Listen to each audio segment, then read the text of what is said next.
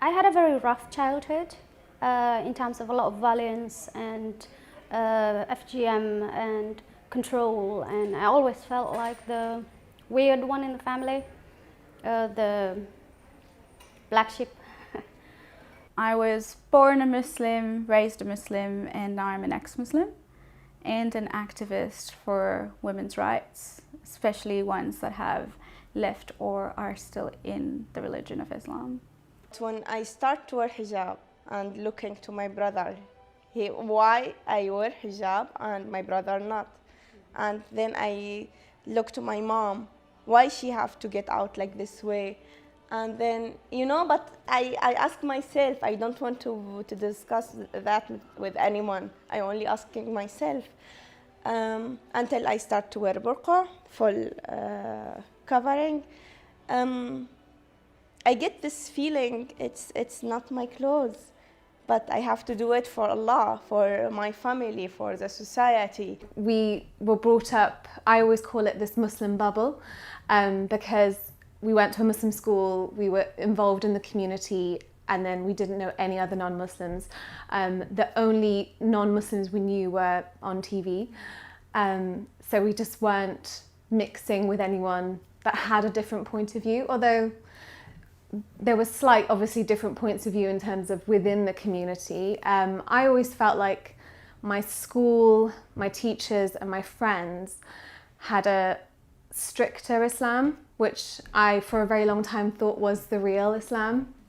Like that music was haram, plucking your eyebrows was haram, all these kind of slightly different things that my parents were a little bit more relaxed on, a more moderate sort of Muslim. But I was very much within a community that were quite strict.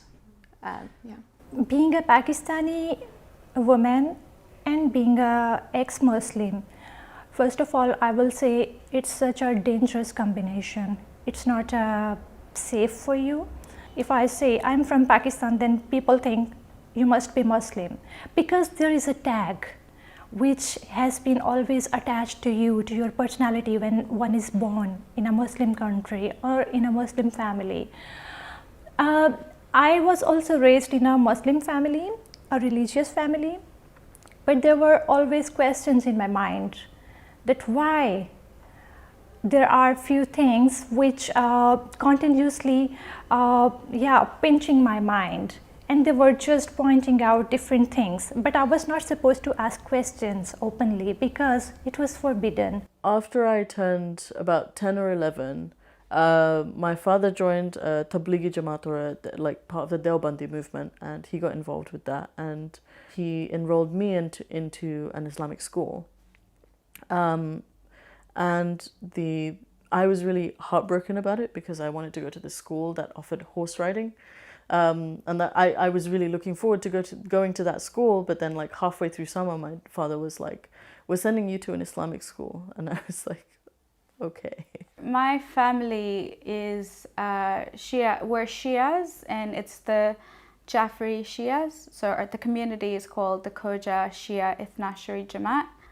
So growing up in that community, because everybody knew my dad, they all sort of knew me. They knew whose daughter I was, and it was a big, I think it's over 10,000 people in Tanzania that just directly knew my dad.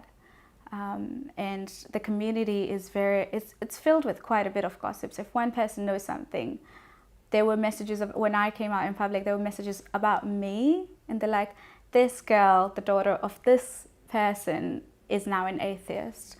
Let's pray for her to come back to Islam. So from a golden child, I went to being a black sheep only because despite being the same person, I just disbelieved. Being a woman, that was also very difficult for me to understand that why the Islam has given so much less rights to a woman, but not a man. So man was granted more and more power, but woman is like, she has nothing actually in Islam. If we study Quran closely and observe the things, what is happening, and also in the society, people treated women such as a little creature. I mean, it's not a, maybe it's not a nice word to say, but it is the situation in the Muslim countries. So when I got to know, well, I was always being asked by my family if I prayed 5 times a day or not, if I fast or not, if I covered my head or not. I was not supposed to talk to any stranger in the street. I was not supposed to come in front of any cousin. I was not supposed to make new friends, even though no friends. And also my marriage at very early age when I was a school going girl. So I always heard from my family, once you are married, then you can do it and everything with the permission of your husband. And I was happy, okay, I'm just gonna have at least some freedom. I'm sorry. But yes, it was not the situation. The situation was changed. My husband, he was like more religious than my family. So things were not getting better. They were getting worse day by day. I was forced to do whatever he wanted me to do. So it was the initial stage, and it was the initial step to think about taking some decisions over Islam, over religion. And then I renounced my religion. I renounced Islam. I remember that I was always a little bit rebellious against certain things. I didn't like praying. Madrasa for me was torture. I remember I used to skip madrasa to go to sing for the president of Kenya school choir, because that was better. The president of Kenya at the time was a dictator. But I remember I used to skip madrasa to go and participate in school choir. I also remember hijab was forced on me when I was about 6 or 7, around the time I had FGM done on me. And I remember sort of just pulling my hijab on door handles and just to tear it apart a little bit, just so that, you know, I didn't like it, so but I couldn't like outrightly drop it. So I was like, make sure it got on the door handle and it got torn. And so there was that streak of rebelliousness. And then there was a period where I felt like I had brought so much shame and so much rebellion to my family that I wanted to go back to believing. And so I became a briefly religious, reading the Quran and trying to understand it, but it didn't last very long. It just kind of confirmed for me what I was running away from.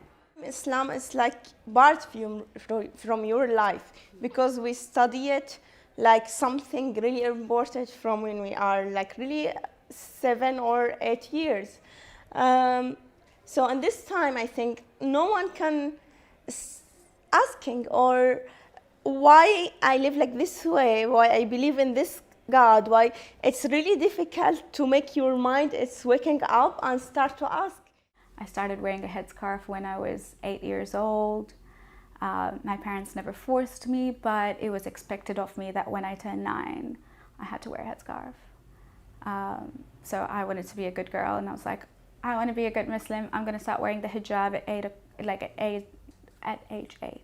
Yeah, so I felt like I was representing Islam when I was speaking to people, especially because I wore the hijab, and I wore it back at this point because I wanted to be like a cool, hip Muslim and show how amazing Islam is and how relaxed Islam is, you know.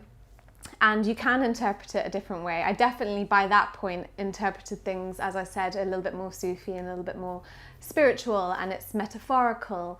That's how I understood it at that point. So I always felt like I had to kind of be like, yeah, I'm Muslim, but I'm cool. Like, it was constantly me kind of telling people that. And so, yeah, so I really wanted to spread Islam. And what that started basically was a lot of discussions of, you know, I was speaking to many people just kind of asking questions, well, what about Aisha? How come, how come your prophet married a little kid? And it was like, oh, okay, let me go away and learn why that happened and then come back and face that. And then it was kind of, I would come back and say, well, actually she was 18 and it's just wrong. There's lots of kind of counter arguments that I would come back with. And I think after saying all the counter arguments many, many times, I'd rehearsed them pretty much. They started to I started to say it to people, and then as I was saying it, realized how stupid it was. The other thing that was alien to me while I was like this practicing as a child was that I didn't really have a concept of love or what love was. I just thought it was, this thing that kept you in a family. Your family loves you and that's it. And I remember writing things like that because I was quite an avid writer. I used to post on writing sites. I used to write a lot of poetry. And I wrote this long monologue about how I don't think love exists. And I think that love is just a condition that people make once they're put together. And I didn't have that concept until I left. And once I felt it, it was such an uncomfortable experience for me because I didn't know what was going on. I didn't know what it was or how to handle it and all of my friends because when I felt it, it had visibly changed me. And all of my friends were looking at me like, this is normal. But for me, it wasn't normal at all. And I had never experienced it. And I didn't know that was something that I was missing out on. When I was in Kenya, I was aware of Council of Ex-Muslims of Britain with Mariam, and I used to follow Mariam's work. And also, I was aware of Ayan Hirsi's work as well. And then when I moved to the Netherlands, I remember searching if there's a similar thing. I saw that there's a humanist alliance here called the Humanitische Verbond. So I contacted them and I attended one meeting. And when I attended this one meeting, one of the ladies was like, oh, by the way, did you know that there's an upcoming conference where Mariam Namazi is going to be speaking? I was like, that's my hero. Introduce me. So yeah, and I wrote to Mariam, and that's that. And I said, I think I want to come out. I think I'm ready. I'm shit scared, but I think I'm ready. And she said, yeah, do it. And then, yeah, that one thing led to the other, and here we are. The first thing I started really looking into was the hijab. And that was, I think, the first doubt.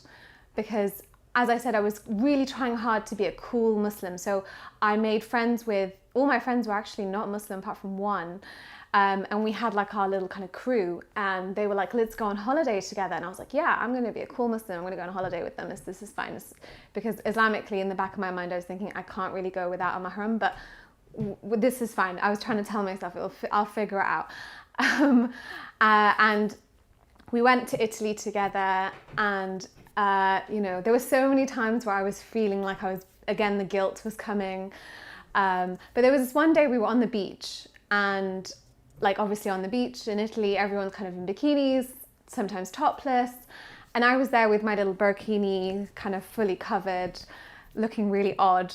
And then my friends were in their bikinis. So I was kind of like trying to act like I was confident in my burkini, like this is what I'm supposed to do.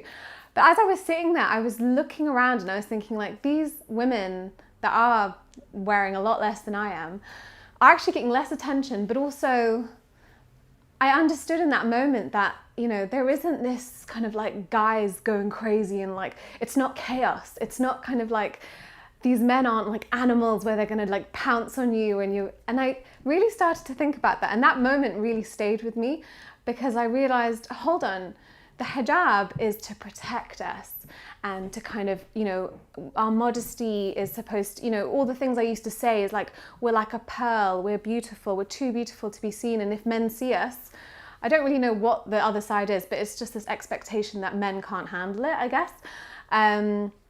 So that, I understood it as, hold on, in the West, where people are a lot more naked, the men are a lot more respectful. And if I were to go to Morocco, where my mother's from, or Egypt, where my dad's from, these countries that I know, or any other Muslim country really, even later on I went to Pakistan, even if you just show like a bit of leg, the men go crazy and they stalk you, and it's dangerous. It's actually dangerous for a woman to go out on her own and not be hassled by these men. So the concept of hijab as a function in society to protect women and to create this kind of harmonious way of living between men and women actually wasn't working and didn't work. And that was the first thing that was my doubt, because I was like, how come it's, not having it and having this respect between men and women, regardless of what the hell I'm wearing, there is this respect there. So then I started to think, well, how can a concept such as hijab, that's supposedly from a god, not work? And I studied Quran closely. I observed each and everything, and I got to know, well, it is a man-made. There is nothing, our supreme power is saying in Quran, go and kill people. There are more than 100 verses in the Quran which says go and kill people, kill non-Muslims. Why? A supreme power, how he can do it, how he can say go and just kill others. So these kind of things, they just changed my mind. I was 26, 25. In this time in Saudi Arabia, you don't have anything to do, only to sitting in your room and doing internet, Twitter, Facebook, and other things. So in this time, I was completely outside this world, I can say. I don't know there is people in our world, they don't believe in God. I don't know there is people in our world, they don't have any religion. And then I was completely shocked. I feel like it's important information, why they hide it, why I don't know it. I was always taught to hate gay people, they don't deserve to be a recipient of any dignity, but I couldn't put myself in a position to hate gay people or Jews only because the book has said so. I'm like, no, they're still people. So it all started with an empathetic mindset and altruism, that I couldn't put myself in this position that just didn't like a group of people based on their orientation or their religion. I was really taken aback by the size of the school. It literally was it was ground floor, first floor, and there were 3 classrooms, but really they were bedrooms. There was 1 toilet, and we had a little granite outdoor area that we called a playground. And the school was really excited that we had 1 interactive board, a whiteboard. They even put it in the letter that they sent us, my acceptance letter, which I found really interesting. But I went along with it, and I thought, my dad knows best for me. So I went, and I was a daddy's girl as well. So I was going to do anything to make him happy. So I went along with it. There was no uniform except the jilbab and a headscarf. But one of my teachers, she was an Islamic studies teacher, she used to cover her face, and I thought that was really cool as an 11-year-old kid that couldn't express anything. So I looked, and I used to ask a lot of questions about it, is it uncomfortable, can you take it off anytime? And she would give me answers. She'd really put up with me, because she was my Islamic studies teacher through all my phases of being as a young Muslim. She really, really put up with me, because I would really haze her with questions. And some days she would just get so fed up, she would literally sit me in a corner and say that you need to just be quiet. But I used to see her wearing the niqab, and it interested me, because I knew I couldn't take off my my headscarf or my jilbab, but I could put on a niqab. It was an option for me. And I had said this on other podcasts before, where people asked me were you ever forced to wear it? And I always said that no, I feel as though I made the choice to wear it, but not for religious reasons. I did it because I thought it was an identity marker. I would have been the only girl in my school to have worn it, and I would have been the only girl in my family to have worn it. And I didn't really have many other ways of expressing my individuality besides that. But But obviously, like when I was an 11-year-old girl, I would have said, "Oh, I'm doing it for God," whatever. It wasn't until I turned about 14 that I just continued asking a lot of meddling questions. So within the Deobandi circles or within Tablighi circles, Sunnis have like 4 different schools of thought that they adhere to, you know, Hanbali, Shafi'i, Maliki, Hanafi, you know, all of those different schools of thought. And I became aware of a movement that rejected all of these ideas because they were constantly contradicting each other. And my teacher had this idea, so the one, I don't know if I'm over explaining this, but the one concept that my teacher had introduced to me was that when Shafi'is go to Hajj, they actually become Hanafis because they can't do the tawaf without touching a woman. And in the Shafi'i school of thought, if a man touches a non-mahram woman, his purity breaks, and you can't do the tawaf without being pure. And I thought, but they're already Muslims, so why would they need to convert to another school of thought? That doesn't make any sense. So that was like the chink in that armor. And I thought maybe I need to go to a more literalist interpretation. And like when I brought it to my father, it just, you could see the sort of psycho spinning in his head and just being like, there's something wrong here. And he took it to the masjid and he would constantly have arguments, and then he would just constantly find other contradictions. And he saw all these like contradictions and he was like, we should definitely move to a more literalist interpretation. And then both myself and my father brought this Salafi hell onto my family, and we more or less radicalized everyone to this new school of way of thinking. Over societies like Pakistan and Saudi Arabia and other countries as well, the Islamic states, they give such a little space to women. They think the man is a master of a woman. So a woman, she is always obliged to do what her husband, her father, her son, her brother is saying. And if a woman, she does not follow, then she was, in several cases, she was killed in the name of honor. You heard about the honor killing as well. It is really, really normal in Pakistan, in the society of, Pakistan. So I thought to get more freedom, it is also important for a woman to stand up and speak and to tell the world, well, if you are a woman, it's not a crime, it's not a sin. A lot of the reason why I kind of became very religious was definitely to kind of close up that feeling of guilt, because of the guilt that I mentioned. Definitely it was kind of like, well, the only way for me to get rid of that is to do this properly. I don't want to go to hell. And especially if you're brought up from a small child, we'd have very scary teachers. In retrospect, I'm like, wow, they were really scary people that would teach us at like 5 years old. You're going to have your hair hung, every strand that you show, you're going to be hung from that. If you show your hair to men, you're going to burn, just all the horrible descriptions of your skin burning and then coming again, and you're going to have like hot lead poured into your ear, and all these weird, horrible things.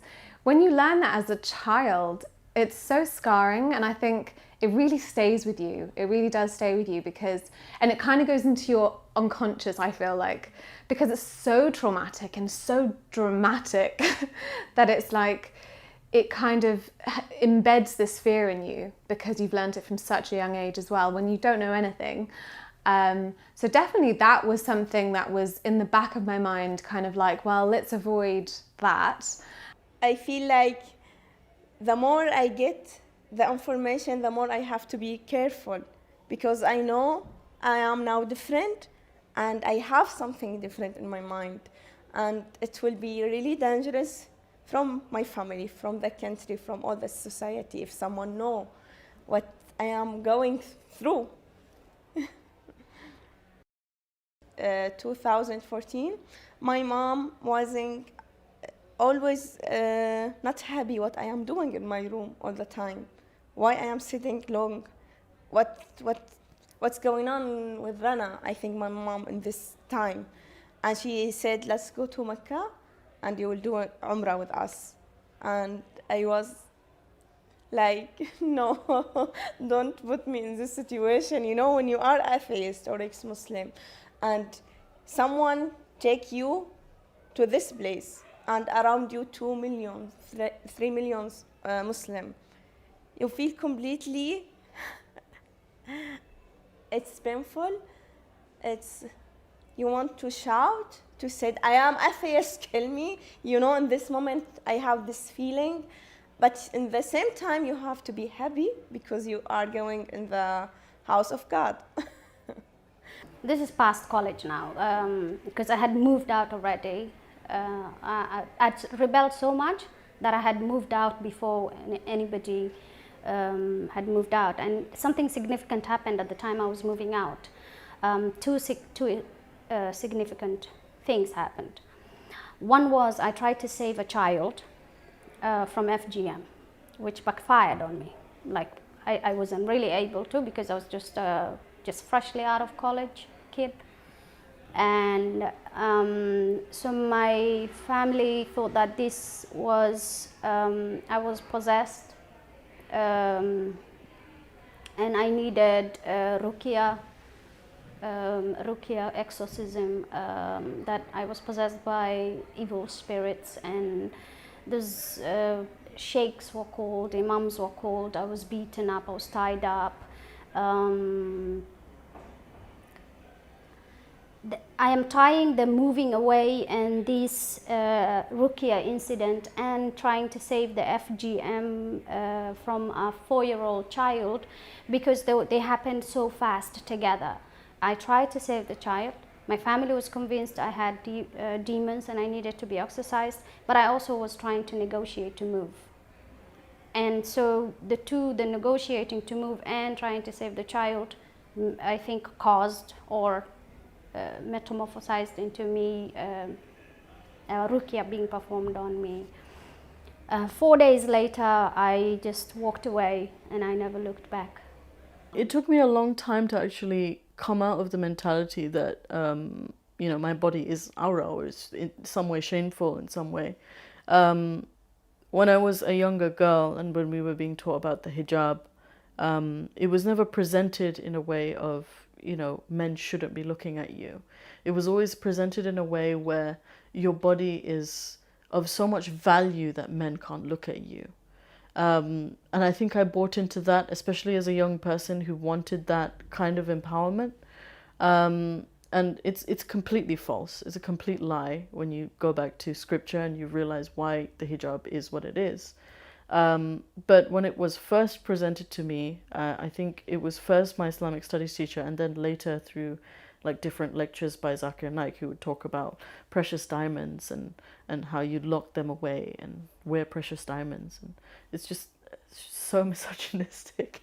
But that's how it was presented to me. And I thought, you know, if my body is this valuable that no man outside my family, even my cousins, can't look at me, then maybe I should do even more. And that was like more of an argument to wear the niqab, like cover my face. Even though initially it was a statement, after a couple of weeks I was like, okay, I've made my statement, can I take it off? And then like both my father and my Islamic studies teacher made the case that, oh, you know, it's so much better because you're hiding even your face, like even your face is valuable. So that just made the argument stronger, and I was like, yeah, I mean, it's not hurting anyone except me. But yeah, and that's how I had fallen into that mentality. But even after I had sort of, because once I became a fundamentalist and I realized what hijab was, even after that, after I'd let those ideals go, that it was like a symbol of women's empowerment, which it absolutely is not, I was still in the mindset that this was something that God wanted, so it was something that I did. I was broke, so I went to live in a sort of slum area in Nairobi, renting one room, sharing bathrooms with other people. I had a small income of a sales job or of some sort. I hadn't really gotten into journalism yet.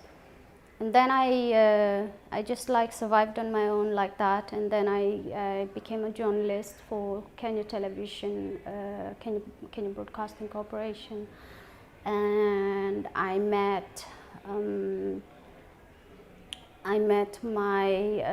father of my children at that time. He's a British man who was on a holiday in Kenya. And so we just hit it off, and but my family didn't agree, so I wanted to stop the love from myself and believe in Islam. So that was the period I went back to believing. Mid 2017 is when I actually posted up something in public as a progressive Muslim supporting gay marriage. I think I was the first one in my community that I was from that posted up in solidarity with a couple that had gotten married in Canada. And I think overnight or over 2 nights, it got 500 comments and a lot of people hating me for supporting them and asking me to renounce my religion. And I'm like, wait, hold on. This is not fair. Why are you guys so lethal about, like, why are you so vile about all of this? And I, went online and I searched peaceful verses about people who don't agree with you or people from different religions. I couldn't find it. There was always a condition. There was always a condition that, as long as they don't go against you, as long as they don't mock your religion, as long as they don't do this. And that led me to think that, why am I believing in such a violent religion? I started reading a bit of the history of the battles. The only thing keeping me in the religion was my family or what they expected of me.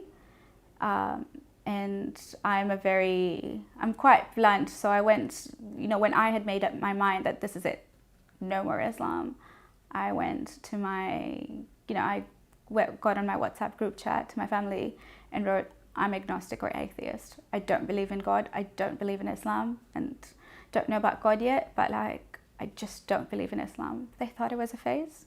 They thought it would pass, and we kept our safe distances. We tried debating a little, and that would just end up in, all of us getting mad at each other. In terms of how I started spreading Islam, I couldn't do it openly as my father did it because he was a man. He could just stand outside, and because he used to go and hang out at Kilburn, where they do a lot of those kinds of things.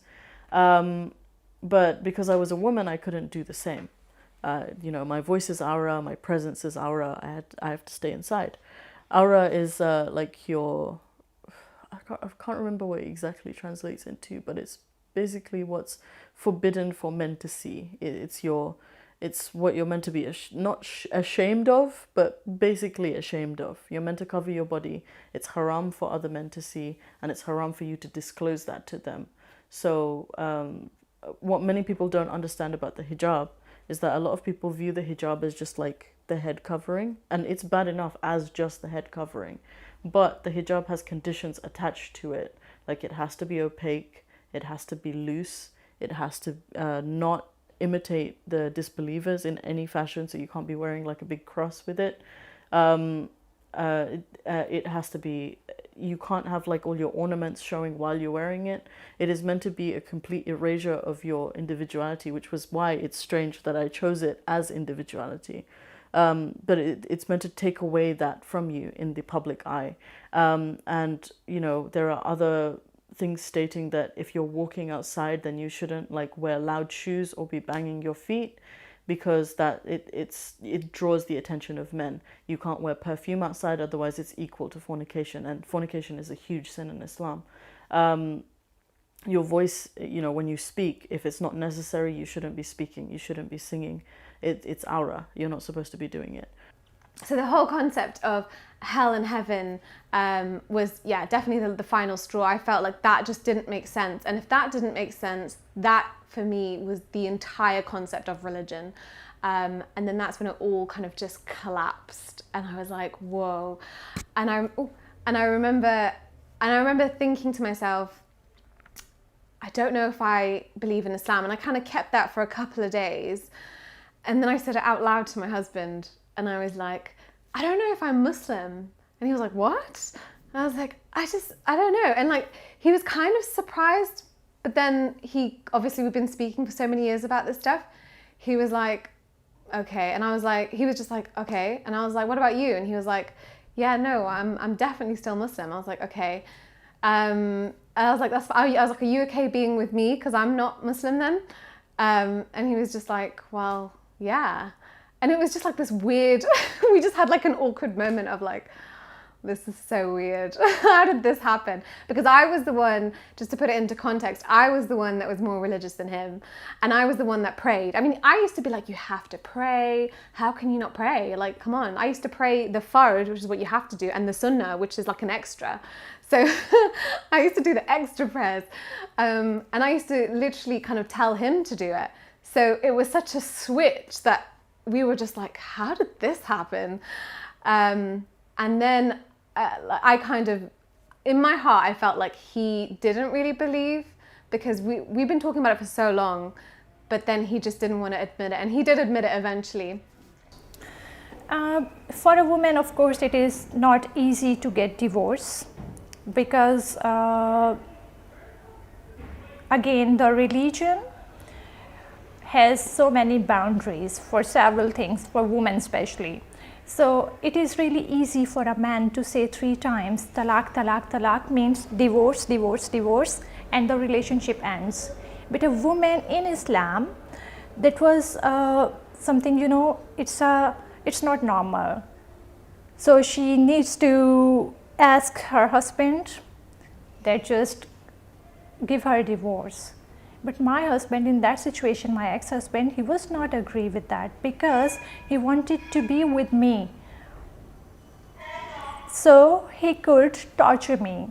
So he could be with me, and he could accuse me in blasphemy law as well, because he got to know that I am no more Muslim. I am ex-Muslim.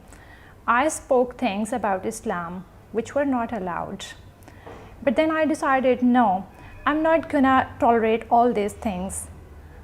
I was educated, even though I was stopped to go to school, but then still I had my mind, there were several things in my mind that yes, I could do. I'm a woman, I'm not weak, I'm a powerful. So I thought, it's enough, I'm not gonna bear it at all. I'm not gonna tolerate it anymore. And then I just ran. I went to court and I asked them, I'm not gonna live this man anymore. And then I got divorced from the court. But then again, he tried to prove several things against me in the court, and he said, well, I am characterless, my character is loose. And he also said, I am an ex-Muslim, I spoke things about Islam, and I am a blasphemer and everything. So it was something really difficult for me, because by using those kind of arguments, he just took the custody of my daughter. She was only 3 years old at that time, and then court granted custody of my daughter to him. So it was a plus point for him, but it was really difficult for me, because after that moment, I was not able to meet my daughter, I was not able to see her anymore, I was not supposed to talk to her, I was not allowed because he had court orders and I had nothing. I tried to fight again, but yeah, I didn't succeed. A number of things had happened in my life that I feel as though affected my level of belief at different times. So my mother had passed away when I had just turned 18. My father kind of really broke he's like one of the only people who has truly broken me. You know, I lost my faith in Islam, and it took a long time for me to lose my faith in Islam, because I felt as though Islam was one of those things that was keeping me going through all of the things that were happening. You know, I witnessed someone committing suicide, well, attempting suicide in my house. Thankfully, I don't believe she passed away. You know, being completely ostracized by my family because I had decided to report my father because he was abusive. I had gone through several different stages of part homelessness and full homelessness, you know, losing my siblings, and that's just like the summary. There were like a number of things that affected me. And then like after losing religion, I had just become a walking husk of myself because I thought I was doomed and I was just going to burn in hell. I was 6 years old. I remember very vividly. As much as later on when I read about how child development and at what points do you start developing, I don't remember much else about my childhood up to maybe 10, but I really remember FGM. And what happened that day, and what I was told, and how you're kind of scared, but it's so normal where you live. And at that time, my 6-year-old brain, it was the normal what happens. Like nothing of the other metamorphosis that happened to my brain later had already had happened. So it was like I was only scared of the physical pinch, because they tell you it's a pinch. But I remember the emotions that went through me as I grew older, and realizing what was taken from me and why was it taken from me, and having these questions and this anger and this emotion, and saying, why the hell did they do this to me? And trying to understand it, and trying to understand whether it was culture or whether it was religion, and so many people saying, no, it's just an African culture, and finding all these hadiths and that justify it, and me saying, no, this is wrong. That I don't like a religion and a society that tells me that this is okay for this to be done to me. Yeah, so I guess that then led to the completely I remember for me, rejecting Islam was in phases of rejecting certain things that had happened to me. I rejected violence, I rejected FGM, I rejected all these things, and all of them I thought that they were wrong, and then finding that they have something to do with my society, my culture, my religion, my upbringing, and going and saying that no, it shouldn't be like that. We started this organization, Atheist and Agnostic Alliance Pakistan, in 2012. After divorce, I got to know my husband now, Syed Gilani. So we got to know each other. I was working in an office. Yes, I'm telling you the situation about after the divorce. So I got to know that, okay, there is one new colleague in my office and he's also working with me. So we interacted and we got to know each other. And I got to know, well, he is also an ex-Muslim, but we both were so afraid. I told you already, to be in Pakistan and to be an ex-Muslim is really dangerous. So he had also some reservations, and me too. We were not speaking publicly, and we were even not saying anything to each other, but we got to know, we got some hints in our mind that yes, he is ex-Muslim, and he also got to know, well, she is something which makes her really separate from other people. Because then I was not taking hijab, I was not covering myself, I was working in an office that was an advertising agency, and I was event manager there. And then time was passing, and then we started meet each other, and we started talking over things, over random things in general. Who you are, what you do, so what's your background, and then we both came to know that, okay, we can trust each other. And then he told me, well, I'm also an ex-Muslim. And I was like, what? Yes, me too. So it was such a party time for us, because that was, I found someone like-minded. So I found someone who can really understand me. And I suppose that he too. And then we thought, well, if we both are the same, we are thinking in the same way, then there might be other people as well.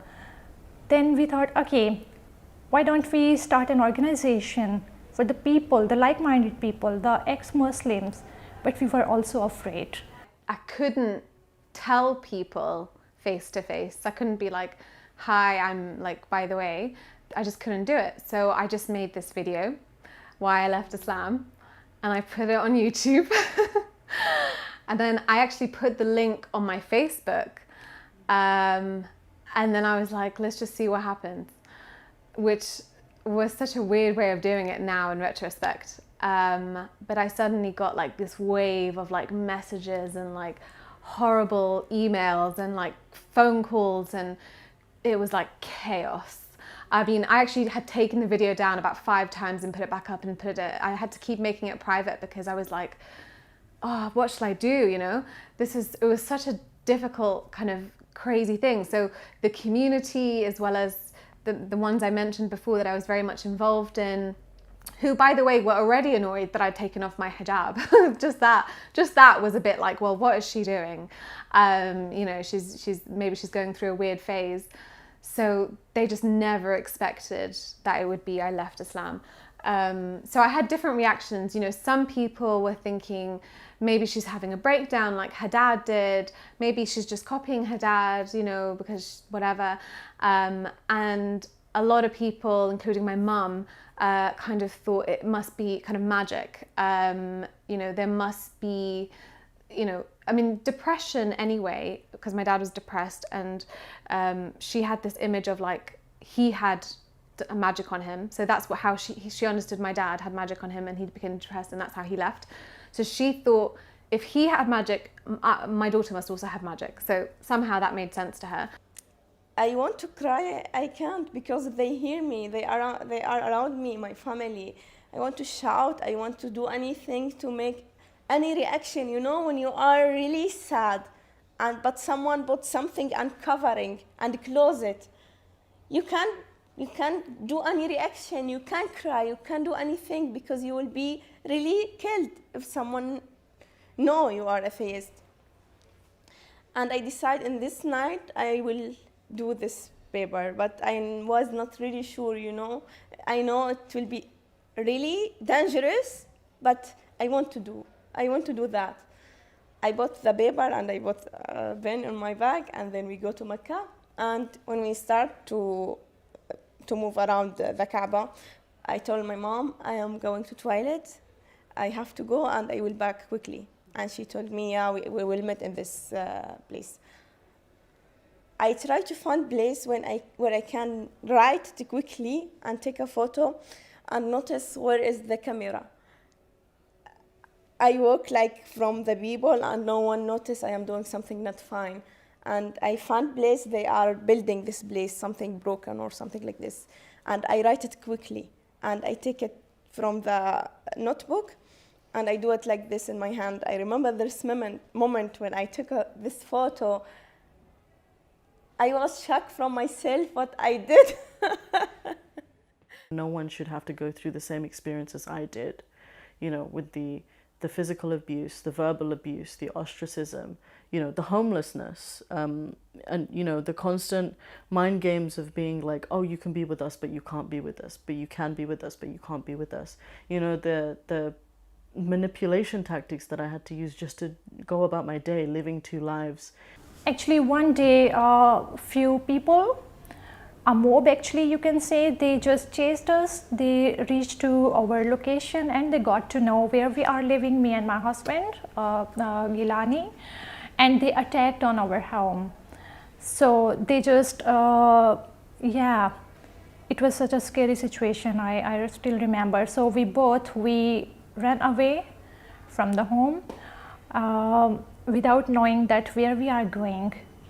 Because yeah, at that moment we were just blank, and we got to know that it's really gonna be difficult and risky for us. It's a dangerous situation, but we just ran away, and we went one of our friends' home, and there we stayed. And to be in the Netherlands, it was really accidentally, because I was not knowing at that moment where I am going. But yes, there was no other way for me except to get out from Pakistan. because if I just stay there, they could be, assassinated me. So that was really scary situation for me.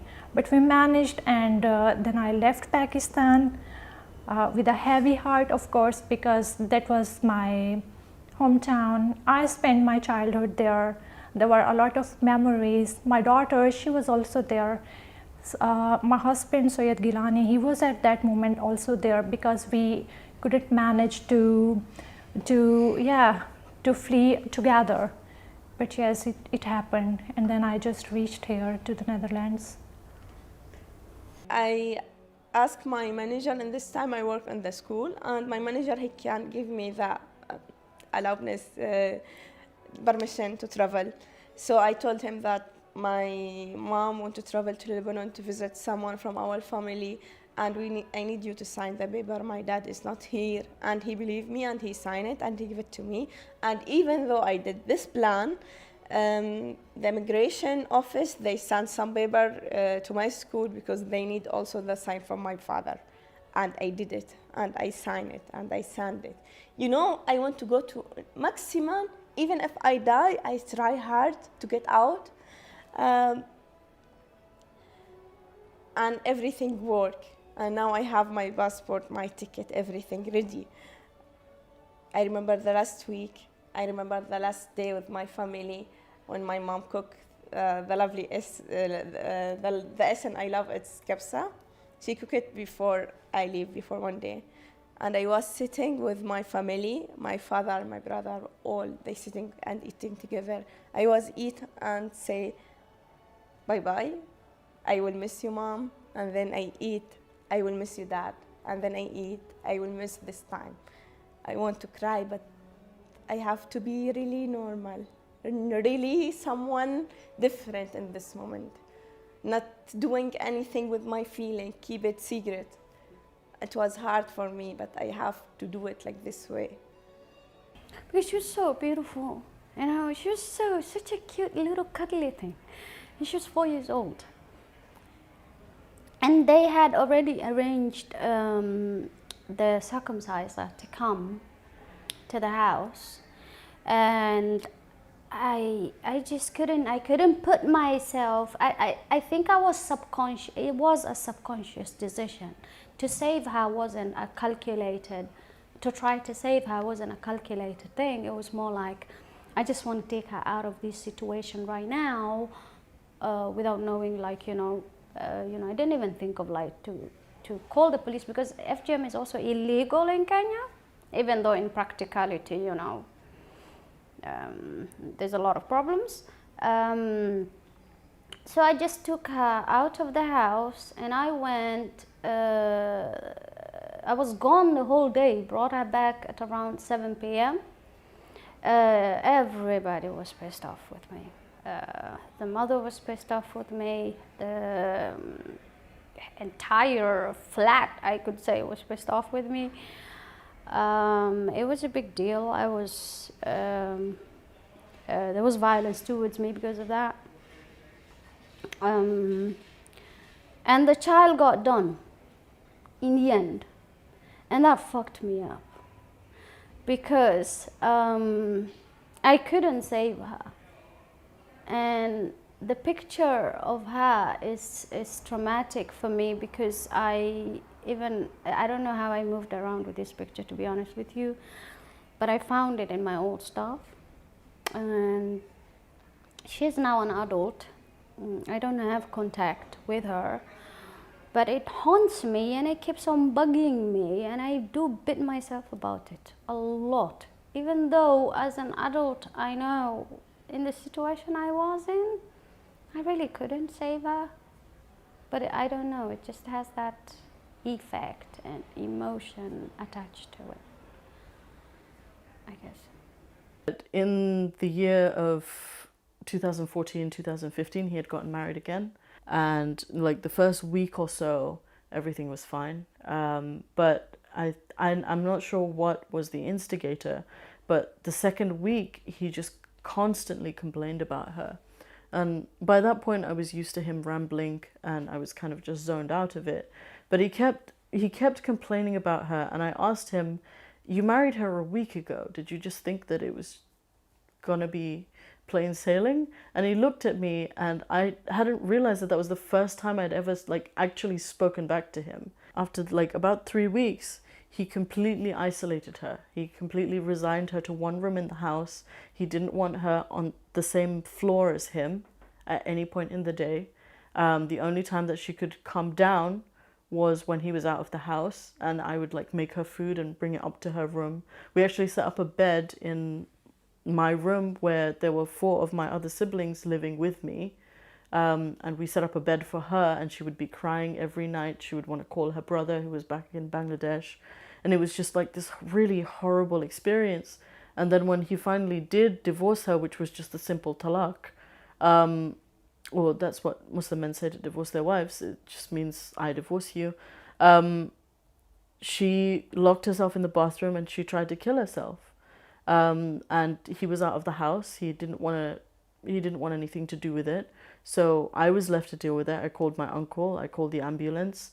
I tried to get the door open. I actually climbed out of my house to try and get into the window, which was not on the ground floor. It was on the upper floor. I tried everything I could to save this woman. The ambulance took her, and I believe she got her stomach pumped and she survived.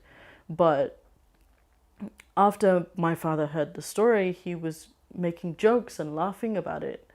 And I couldn't understand how one human being could be like that to another human being. Like, forget everything else. This woman nearly died in your house.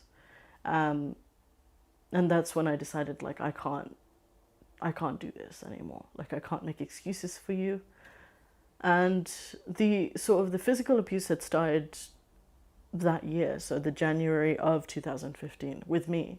So he would hit me for tiny little things. Like, there was one time where I was cooking fish and I'd like put too much oil in the pan, and he had slapped me so hard that I fell on the floor. And then it just consistently got worse. Many people were just kind of, just telling me basically, we need to have a conversation. I think at first actually it was, we need to have a conversation, come meet me. My aunt, who I was very close to actually, she was like a second mother to me. She kind of said to me, we need to talk, but I can't have you in my house anymore because, I can't kind of host you, but let's meet in a coffee shop because I need to talk to you. And so we had a conversation, and she said to me, actually I want to speak to you because on the Day of Judgment, Allah will ask me, why did I not kind of speak to you and bring you back? So it wasn't even for me, it was for her, for her own back. And she said, I have to, tell me what your problem is with Islam, and I'll do it right now. I'll tell you everything right now. We'll close this and you can take down the video and forget it. And I was like, oh, how am I, like, it's a 40-minute video. Like, how am I going to go through all the things that I disagree with? And I had a lot of that, a lot of like, what is it? Why? Come on, let's talk about it. Kind of as if they're going to kind of solve the problem. But as I said, I kind of understood it because I'd been there. So I was trying to be understanding. And I remember just saying to my aunt, like, she was saying actually horrible things to me. She was saying, like, what you're doing is disgusting, and I can see shaitan in your face, and, all these kind of horrible things. And I hadn't said anything, and I just said, I love you. I just want to say that. And then I was like, this is how I feel. I can't really explain it to you, but this is just what it is. I knew it wasn't going to go anywhere to have a debate with her, especially her mentality and stuff. So yeah, I just wanted to be like, love, peace, happiness. This is what I'm about. If you want to kind of be like spouting hate to me, then that's kind of on you. But then I was like, I said to her in that moment, I don't want anything to change between us though. Like, our relationship shouldn't change. Her daughters have been like sisters to me. So, and she was like, of course this changes everything. Of course this does. And I remember just having my heart like sink because I just thought, wow, it really is going to change. And So I haven't seen her or spoken to her or her daughters. They've all kind of immediately blocked me off Facebook, and they just kind of cut me off. And these are people that I spent like a lot of my life with and grew up with. I was their bridesmaids, you know, they were my bridesmaids. So it's like very, very close people to me. So, and then it was just like continuously having people like drop like flies, you know, just kind of like, we can't hang out with you, like this is done. After they attempt to convert me, so it's like in their mind they're like, we'll try, and then it's like, this isn't going to work. And then more videos were going up on my channel about Islam, and then some people were saying to me, we could have maybe coped with it, but because you're speaking openly about Islam and openly, you know, if you can just take all your videos down, then we can be friends. One person said to me, actually, a cousin of mine, who I was also very close to, said to me, you know, we can be friends, but to be honest with you, I won't treat you the same as you were. You know, in my mind, I was thinking, so I'm like a second-class citizen now, sort of thing. I moved here as the wife of somebody who later on also became violent. And I remember having the conflict of, I thought I was running away from my background, and then I found myself in the same situation.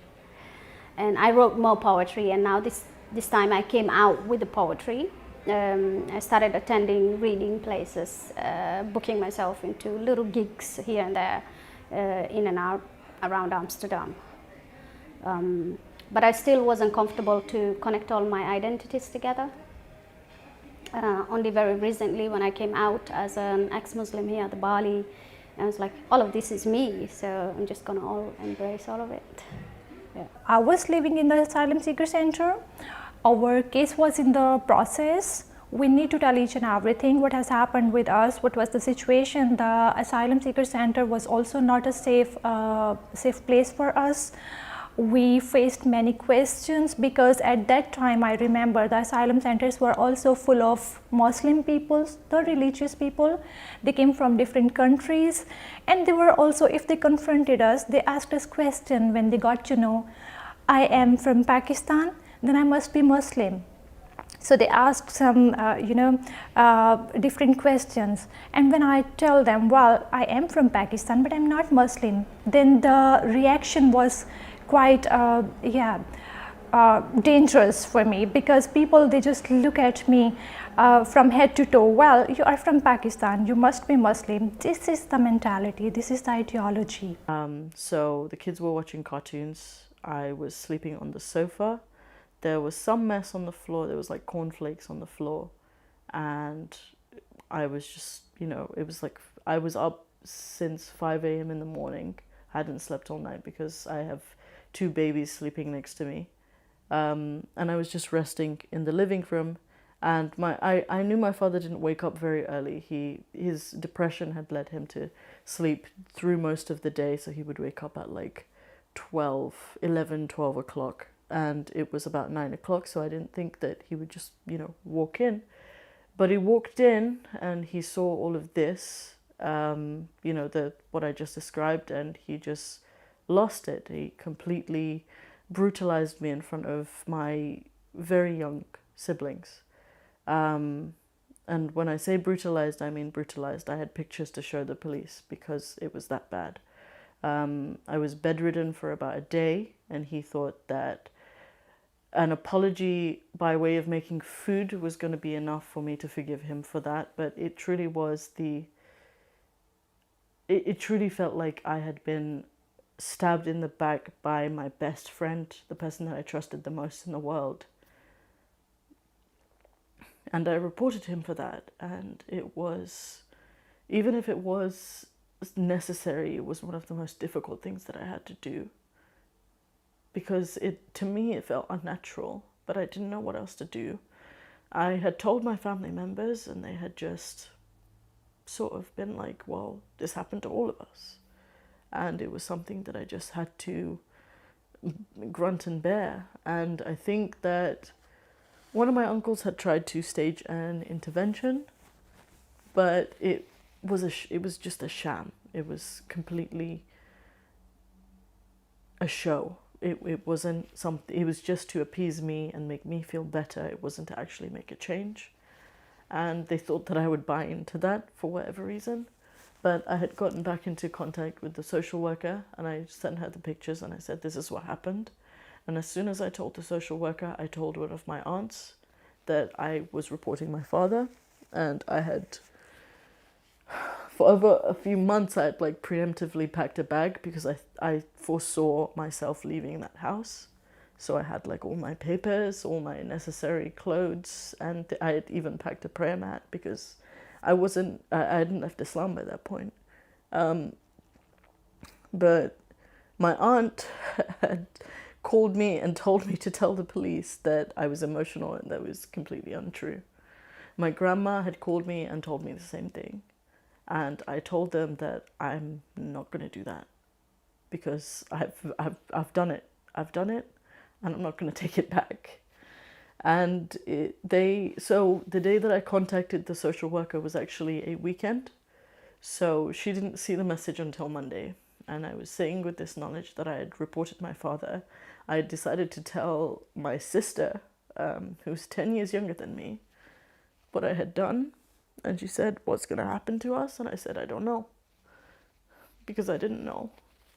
And I was really scared that my entire family was going to be divided into other houses, but I also thought that that was better than them living in that house. And we went through so many things in that house. Like, it was never warm. It was so cold that we had gotten frostbite on our toes in winter. My father would cook food on one day of the week, and it would go off by the end of the week, and we would still have to eat it, and I would still have to feed it to the kids. And if the kids didn't eat it, and they were very small kids, they were, my brothers were babies, he would beat them. Like, and not just like a slap on the wrist, not that that is in any way acceptable for a baby, but he would beat them as if, they had any mode to understand what they were being beaten for. And it was such a harsh environment, and I hated every single minute of it, but my devotion to my God and my devotion to my father had prevented me from doing anything for so long, and I don't know how to overcome the fact that I allowed that to happen for so long. I miss my father too much. Sometimes I cry when I hear like a girl saying Baba, or I feel why I have to lose him, why I have to miss him, why I have to cry, why I have... Sorry.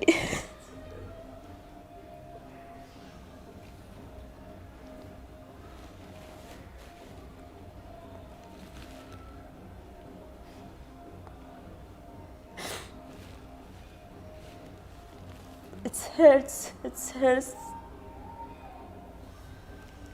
My family was aware of all the things that were happening in my home, and they dismissed it. They offered me one solution, and the one solution was to get married. And I didn't want to do that because I didn't want to leave my siblings in a home where they were in constant danger. And that is by no means an exaggeration. I had grown very, very acute to the danger that was there. Like, I would be able to tell apart my father's footsteps in the street outside my house. I could hear him coming. And I don't think that that's something normal that most people do when they think about their fathers. It was just this constant dread of him coming home. And I had reported him, and on the day that the police were going to come, my aunt had decided to tell one of my uncles who had come to my house and had more or less hazed me on why I had reported my father. And I told him I did it because he had severely beaten me, and these beatings have been going on for a while, not just with me, but all of the kids. And on the day that he had beaten me as severely as he had that time, he was screaming around the house that he was going to kill all of the kids. And I reported that. And my uncle just gave me a good talking to and told me I'm immature and that was something very childish for me to do. And I told him, so I'm immature, but you think that I'm mature enough to look after 5 children? And he said, well, you're immature about the outside world. And I said to him, well, you're all mature people and you decided to do nothing and I did something. And he looked at me as though you deserved that beating. Like, this is what you've been doing in the house. Like, you fully deserved that beating. And I was like, that's your opinion, but it's done now and it's going to happen. I'm not going to change my mind on it. And I just sort of left him and I went and hid in my room and he told my father. And my father started a screaming match with me. And he was like, if you didn't want to live in this house, you could have just left. And I said, okay, then I'm leaving. And I took out my bag and he was very surprised that I already had a bag packed. All my papers were in there and everything. And the police came, they separated us, they put me in one car and they drove me to the station. And I'm like forever grateful because they were the only people who were around that said that was very difficult to do and we're glad that you did it. And they said that we're going to try and find somewhere for you to stay tonight, but if you can't find somewhere to stay, then you can just stay in the police station. No one really from the West Country can imagine how Islam can hurt you and hurt your family and completely damage your life. And that's what happened to me. If my family not a Muslim family, why I have to suffer all these years to be free and have my rights and be happy?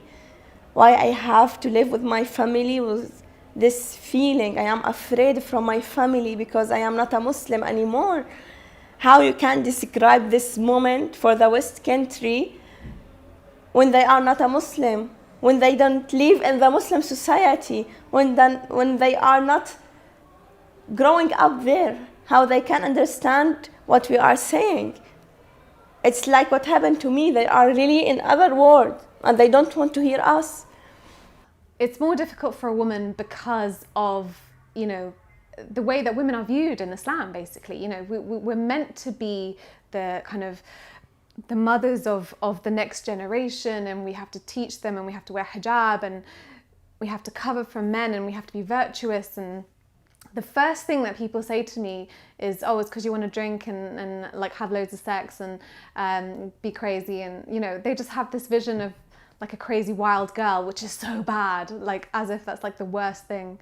And in fact, coming out as a woman compared to like my husband or my dad is so different. It's so different because, the hate that I get and the death threats that I get is nothing compared to what they get.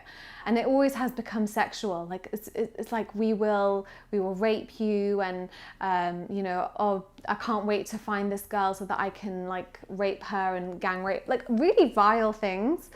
But yeah, you never see that with guys. Obviously they get it as well, but not to the extent women do. Critical thinking stops when religion starts. You can think critically about every other topic, but the moment somebody starts with your religion, it ends, and especially one that is intolerant to being challenged. And, despite people being engineers, when you start asking them, like, when you start putting it back on reverse, why do you believe in God?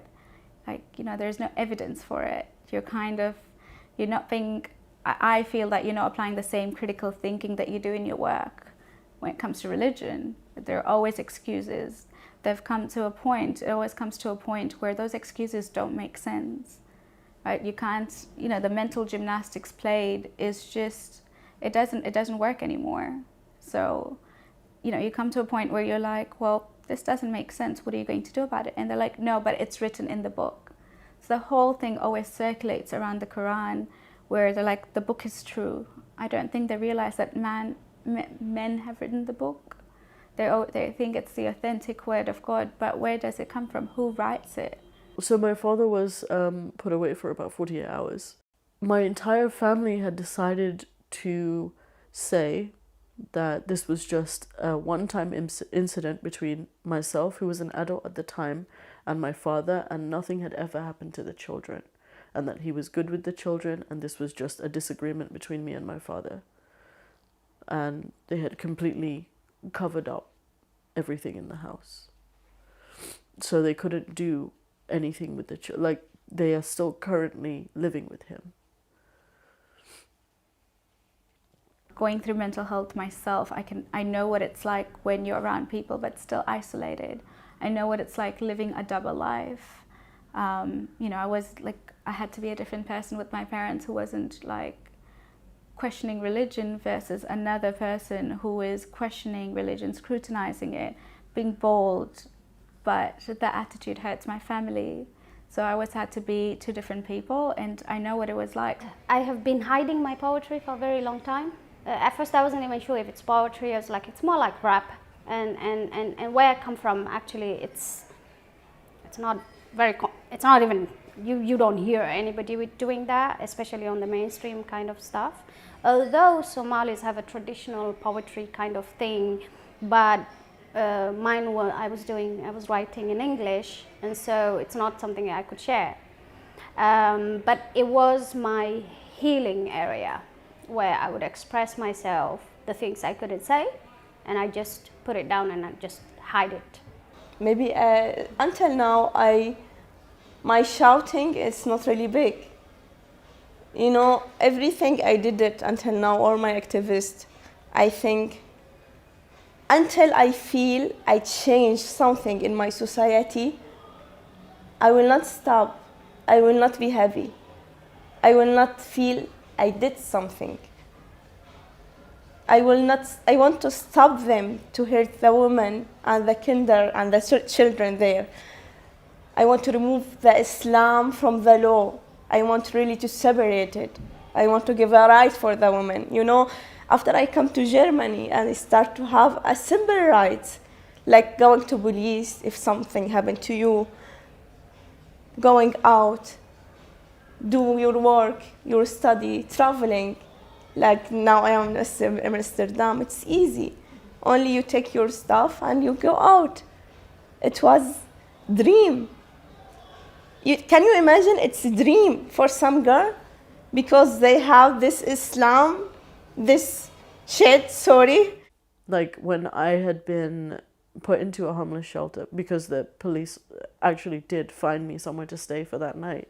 The day after, I had gone and gotten ready, and I had gone to, because I was going to take a bus to the police station, and I didn't know at that point that you had to use oysters, because I just thought you could still pay a fare, because I had not used a bus in that long. I didn't know that I had to have an oyster, and the bus driver had told me that you need to get an oyster, and I think he didn't know what was going on, but then there wasn't a lot of time to explain, so I got off. I went to one of those like newsagents, and it was a Muslim man behind the counter, and I was like, I need to get to the police station, and he was like, do you need an Oyster card? And I was like, yes. And he was like, okay, that costs £5. And I said, I don't have a lot of money, and he actually put money in the card for me. And I have gotten so much love and kindness from strangers that was never afforded to me by my own family. And I don't know how to feel about that. So by healing, I mean, I couldn't talk about these things. There was nobody I could discuss these things with, and I could only write them down. So it was kind of like my diary, the poetry. The hardest thing leaving Islam is definitely just the abandonment, the kind of abuse that you get. It's weird though, because I do think in some ways I'm grateful for it not being worse, but it's like we have such a low bar, because I know that it could have been kind of literally my own family wanting to kill me rather than abandon me. So it's weird, but I kind of have this feeling of, well, it could have been so much worse. I know that's almost a norm for many kind of ex-Muslims to kind of have severe death threats from their family. The worst thing about becoming an ex-Muslim is being dehumanized by everybody else. Like there's the left that attack you for speaking against like Islam, and then there's a right that attack you or prey on you because you're speaking against Islam, and then there's the Muslim right, and then there's the Muslim left. Like we don't, like ex-Muslims have never had this peaceful, you've left Islam, it's okay, even if you don't talk about it. We're always just people who are going to go to hell. We're always just people who are going to be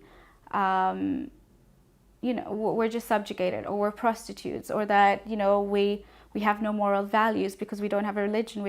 Most of us don't believe in God. And that's, you know, just the component of being dehumanized and just being a recipient of so much hate is possibly the worst thing for ex-Muslims. Because for a long time I was made to understand that my family are the only people in the world that I can trust. But they turned out to be the most untrustworthy people that I could have ever made contact with, because they didn't have my best interest at heart. They didn't have the children's best interest at heart. They only had their own best interest. Then you lose all the people that you kind of depended on as well. So you suddenly just feel so alone and lost. But then at the same time, you kind of value things more. Like you value the people that love you for you and are there for you. Yeah. So I'm kind of, as I said, I feel like I'm still in early stages. So I feel like I'm transitioning now to trying to see the good in it. But I mean, I spent I couldn't get out of bed for like a week when the video went up. You know, I just kind of was like stuck. I was just like, I can't come to work. I can't move. I didn't eat. I was just like frozen because I was like, it just felt like my whole life was changed. Like that's it. You know, so it was very heartbreaking. It was very kind of like, suddenly you feel like everyone hates you, which doesn't sound that bad, but when you experience it, it's really horrible. The best thing about leaving religion is being true to myself and knowing that I'm not alone. I find comfort in talking to other people who've had similar experiences. I find comfort in finally making a decision for myself versus waiting for somebody who possibly waiting for a being that doesn't exist. I find it liberating to make my own decisions than a book guiding me. I think I have more power now than I ever did before. It's more freedom. I feel I am a woman, but not like the way how they see it for me. I am now equal to the man. I am now having my rights. I am now doing what I want. Finally, you know, after this all of years, I am doing what I want. No one can stop me. I feel like I'm responsible to make this also reality for other women, not only in Arab country, in all this world. I believe in the women now. I believe in the feminist movement. I believe in all women have to be activists, helping each other to change this world. We are bringing the children to this world, not the man, you know. The best part about leaving Islam is just the feeling of freedom, in the sense of like, you know, I finally feel like I can be good to people. I know it sounds really weird, but like as a Muslim, I kind of felt like I had to not like gay people or like them, but just say to them that it's wrong. You know, you can't really do it. You're just going to have to live as a gay person and for the rest of your life and never be with anyone. And I would, you know, tell people like you can't, you know, there's so many things that you can't do, all these restrictions. And now I feel like I can really just love people and just be like, do whatever what the hell you want to do, and like this is freedom. Like you can do what you want and be happy, and that's what matters. And being a really good person. People always say like goodness comes from religion, but it's like no, if that was the case, then you know slavery would still be around and it would be fine and that would be good. So as I said, kind of that feeling of being what I think is just good person? Like, even when I did things as a Muslim, you know, I did good things as a Muslim. I gave in charity, or I volunteered my time, or I taught someone the Quran. It would feel good, but I wouldn't be happy about it. Like, now I can pet a dog and just be happy about it. And I don't know how to explain that, because it's an emotion. I feel like it's very abstract, but it's just this pure sense of joy that I just never felt as a Muslim. I never felt it, not once, doing anything. And yes, I felt aloof. I felt like I was the best possible human that I could be. I felt superior to everyone around me, but I never for once felt happy. And I think that says a lot about being indoctrinated from a young age and just not knowing a lot of the world. Obviously, if you're in a Muslim bubble like I was, you're just hearing back, you know, it's like an echo.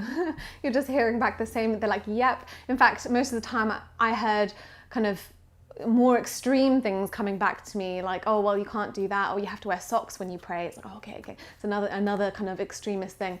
But yeah, when you go to university, for me, and I've heard this actually for quite a few people, that you suddenly see all these different kinds of people. Living in Australia was quite liberating, because there were people who didn't expect me to wear hijab. It was a new identity that I had formed. People had never known me to wear hijab before. They wouldn't treat me differently because I wasn't wearing a hijab. It's a multicultural country, so I was introduced to more people that I didn't know, from different faiths, mostly atheists, but different cultures. You know, even in this moment when I was in the middle of the sea between Turkey and Greece, I get feeling, even if I die in this moment, I am happy, because I try to be free. I try to free myself. I try to have my rights, my freedom. I get the feeling and start to asking, but why I have to pay all this? Why it's really expensive? It's really hurts. It's really broken you from inside. So yes, freedom cost me a lot, but at least I am satisfied that I am what I am. So now I can openly say, yes, I'm a woman and I'm a powerful. I can only hope she can find me via social media or via Facebook. One day I might see her. I'm not sure. There is very little hope, because I know her father as well and my laws as well. So I don't know if they are letting her go to anywhere in order to meet me or search me from social media, because they are really religious. I'm not sure if she's supposed to use social media or Facebook as well. But yeah, there is still a little hope to meet her, to see her somewhere, so a mother can just see her daughter again.